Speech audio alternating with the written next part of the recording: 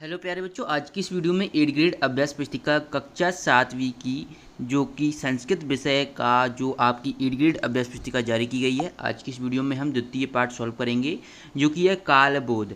काल मतलब होता है समय, समय का जो बोध होता है वह हमें यहाँ पर इस चैप्टर में बेसिक बताना रहेगा और इसी से संबंधित क्वेश्चन आएंगे। जैसे कि आप यहाँ पर देख पा रहे हो, ये एक वार्तालाप है यहाँ पर एक शिष्य और एक गुरु के बीच में।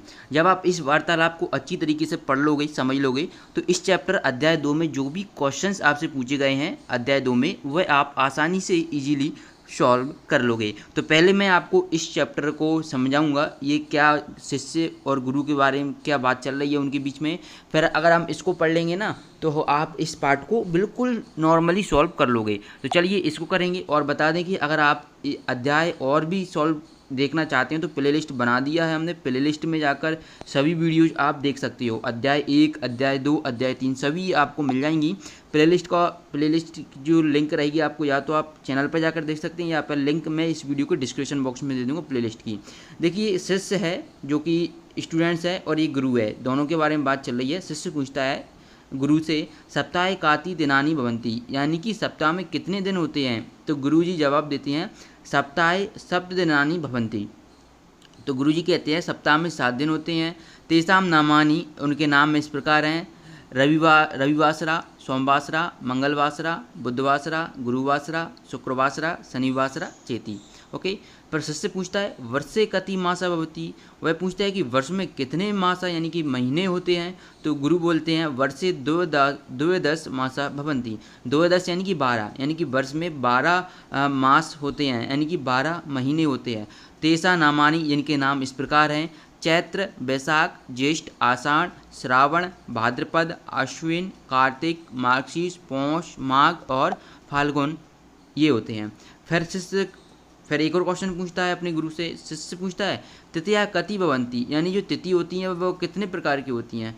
तो यहाँ पर गुरु जवाब देता है प्रतिपक्षा तिथिया पंचदश भवन्ति, यानी ये जो प्रतिपक्ष तिथिया होती है वो पंचदश यानी कि 15 प्रकार की होती है। यथा यहाँ पर आप देख सकते हैं प्रतिपदा, द्वितीय, तृतीय, चतुर्थी, पंचमी, षष्ठी, सप्तमी, अष्टमी, नवमी, दशमी, एकादशी, द्वादशी, त्रयोदशी, चतुर्दशी, पूर्णिमा और अमावस्या वा। तो ये आपको यहाँ पर दिया गया है। फिर एक और क्वेश्चन पूछता है शिष्य, तो यहाँ पर क्या अमावस्या हो गई। और मासे 2 पक्षों भवता, जो मास होती हैं, अब तृतीया पूछा है तो पहले तो हमने प्रतिपक्ष के हिसाब से बता दिया, पर मास के हिसाब से होता है शुक्ल पक्ष और कृष्ण पक्ष। ठीक है। अब शुक्ल पक्ष में क्या होता है, शुक्ल पक्षी पूर्णिमा कृष्ण पक्ष चा अमावस्या भवती। जो शुक्ल पक्ष में जो पूर्णिमा कृष्ण पक्ष की जो अमावस्या होती है, ठीक है, उसमें क्या होता है, यहाँ पर शुक्ल पक्षी चंद्र क्रमशः वर्तते और पूर्णिमा सा पूर्णता प्राप्त होती, और पूर्णिमा के दिन जो चंद्रमा होता है वो पूरी तरीके से दिखने लगता है। तो इस तरीके से ये वार्तालाप चल रही है, आप यहाँ पर देखेंगे। फिर यहाँ पर ये पूछा गया है वर्षे कति ऋतुवा भवन्ति, यानी कि वर्ष में कितनी ऋतुएं होती हैं। तो यहाँ पर आप देखोगे चैत्र वैशाख या वसंत, चैत्र वैशाख में वसंत ऋतु होती है, ज्येष्ठाश्विनों में ग्रीष्म होती है, श्रावण भाद्रपदियों में वर्षा ऋतु होती है, आश्विन कार्तिकों में शरद, मार्गशीर्ष पौषों में हेमंत होती है, माघ फाल्गुनियों में शिशिर ऋतु होती है, एवं षड ऋतु भवन्ति। यही आपका देखिए बच्चों, जब हम सॉल्व करेंगे तो पहला आपका ऑब्जेक्टिव यही पूछा है, ऋतु का कति भवन्ति। देखिए ऋतुवा भवन्ति, तो यहाँ पर आप उत्तर लिख देंगे षड। जब आप इसको यहाँ से पढ़ोगे तो यहाँ से देखिए षड लिख रहा है ना, षड ऋतुवा भवन्ति। यहाँ से आप सभी बच्चों कर लोगे ना, षड ऋतुवा भवन्ति। और यही पूछा है यहाँ पर कि ऋतुवा भवन्ति, तो ऋतुवा कितनी होती है, षट, यानी कि 6 प्रकार की होती हैं।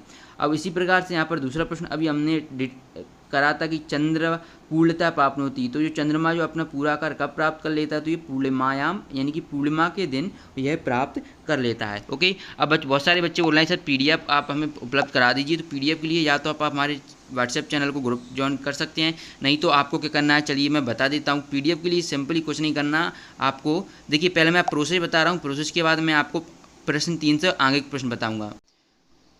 बच्चों PDF डाउनलोड करने के लिए गूगल लेना है। गूगल जैसे ही आप ओपन करोगे तो यहाँ पर आपको उसकी सर्च बार में जो हम आपको बता रहे हैं वही सर्च करना है। आपको ये सर्च करना है 8th grade class 7th SK teach. Okay.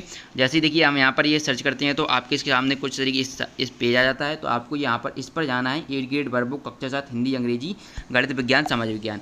जैसे ही हम यहाँ पर क्लिक करेंगे तो आपको देखिए अभी तो क्या यहाँ पर इसके नीचे इसके नीचे आपको यहाँ पर 2023 की जितनी भी बुक्स दी गई हैं 8 ग्रेड की कक्षा 7 की सभी सब्जेक्ट के आपको यहाँ पर मिलेंगे। अभी यहाँ पर 2022 का दिया है, जैसे ये वीडियो अपलोड हो जाएगी उसके कुछ समय बाद 1-2 घंटे बाद आपको यहाँ पर मिल जाएगा। चलिए आगे के प्रश्नों के उत्तर हम देखते हैं। यहाँ पर आप प्रश्न 3 देख पा रहे होंगे, का गोलाकार विद्यते। तो गोलाकार क्या है, तो पृथ्वी है, तो पृथ्वी को आप इस तरीके से लिखेंगे, गोलाकार क्या भवती, पृथ्वी भवती। प्रश्न 4 देखिए, सूर्य कस्य दिशि अस्त गच्छति, है ना, तो अस्त किस अस्तम गच्छति, तो सूर्य किस दिशा में अस्त होता है, तो आपको पता है किस में, यहाँ पर पश्चिम दिशि। ओके, तो इसके बाद देखिए प्रश्न 5, वर्षे कति ऋतुवा भवन्ति। तो अभी हमने बताया था वर्ष में कितनी ऋतुएं होती हैं, तो वर्ष में 6 ऋतु होती हैं। ओके, यही आपका ऑब्जेक्टिव 1 भी था। प्रश्न 6 है, पूर्णिमा कस्मिन् पक्षे भवति। तो पूर्णिमा कस्मिन् पक्षे, तो ये होती है पूर्णिमा शुक्ल पक्षे भवति। इसके बाद निर्देश देखिए, एक वाक्यन उत्तरम लिखत। इसमें आपका प्रश्न 7 है। प्रश्न 7 है कि श्रावण भाद्रपदयोः का ऋतु भवति। तो इसका उत्तर करेंगे श्रावण भाद्रपदयोः वर्षा ऋतु भवति। ओके, इसके बाद देखिए प्रश्न 8, दिनस्य रात्रे च ज्ञानम कतः भवति।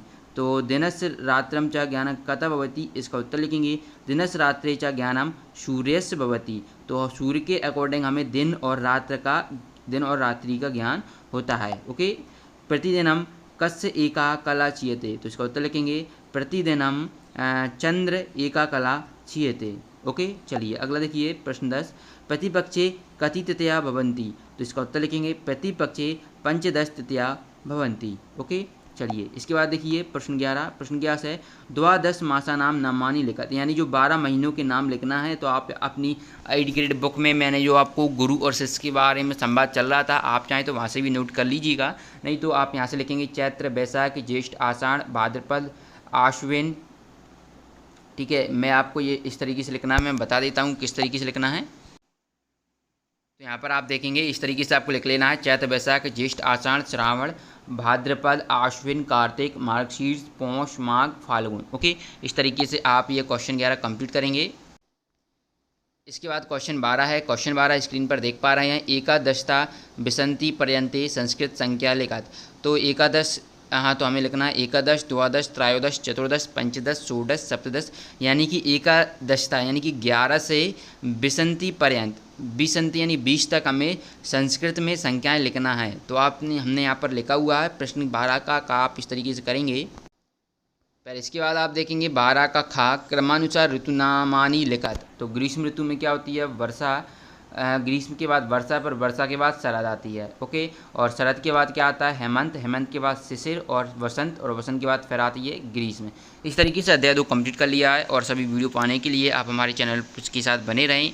इसके लिए आपको हमारे चैनल को सब्सक्राइब करना होगा। चैनल को सब्सक्राइब करना बिल्कुल भी फ्री होता है, तो आप चाहें तो चैनल को सब्सक्राइब कर सकते हैं। चलिए मिलते हैं नेक्स्ट वीडियो में, धन्यवाद।